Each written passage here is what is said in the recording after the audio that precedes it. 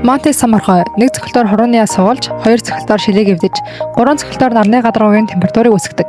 Түүний хүч нь 558 мм-ийн сумны хүчтэй тэнцэнэ. Түүний далайн яролд нэг цогтөг супер самархай гэж нэрлэдэг. Мантис самархай биеийн хэмжээ жижигхэн ч өөртөө баймгийн маш хүчтэй. Жижиг загас түүнийг хараад л шууд зүгтдэг.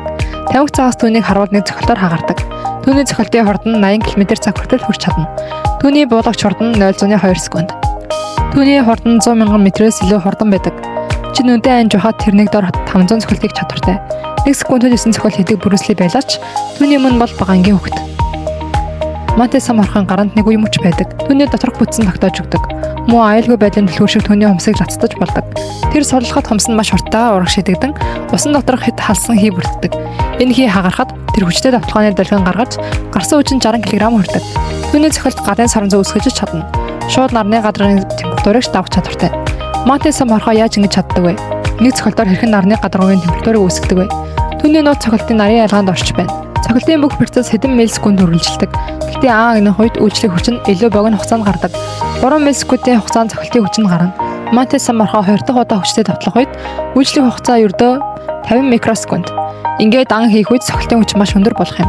Түүний чадал 20,000 ватт хүрдэг. Ядаж эрчим хүчний зарим алдагдaltaж үр дүнтэй хүчин чадал нь 10,000 ватт орчим байгаа.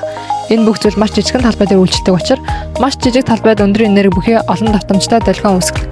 Ингэснээр хин эффект үүсэн энэ нь хурц дэлбэрэлт үүсгэдэг. Үүний үр дүнд агнахт маш амархан болдог. Хэдийгээр нэр нь мантис самархай гэдэгч яг үнэндээ мантис биш, самархайч биш юм. Тэгэхээр энэ мантис амтан ба самархайны харилцаа нь хүн шиг өөр замаар явсан. Гэтэ тэдний гаралтайж өөр замыг сонгосон. Бусад самархай нь үнэхээр самархай, харин мантис самархай бол өөр. Түүний том нүд нь карзантай төстэй. Хоёр нүд нь биедан ажиллах чадвартай. Мөн хамтрах ажиллах боломжтой. Түүний бие зөвхөн 3 төрлийн үзүүлэлтэнд тусгайс байдаг. Гэтэ мантис самархайнууд 16 төрлийн гэрэл мэдрэх хэсүүдээр хөгжсөн. Эдгээр 12 өнгө нь ялгах зориулттай.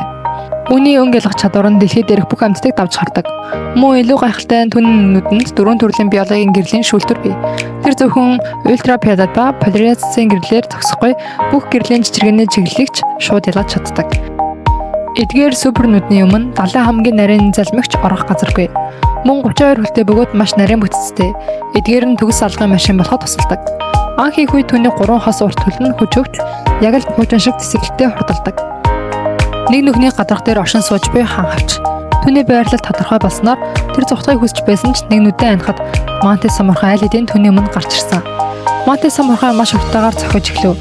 Тэр хүчтэй цохилт хийх мөчөд голлох хугацаанд үргэлтийн хүчнээс үүссэн өндөр температур түүний орчмын усанд галын тесрэлт үүсгэр шиг хурдан цохилдоод энэ хэсаа самархай нь бүхэл гадаргуугаа эвдэж батлана.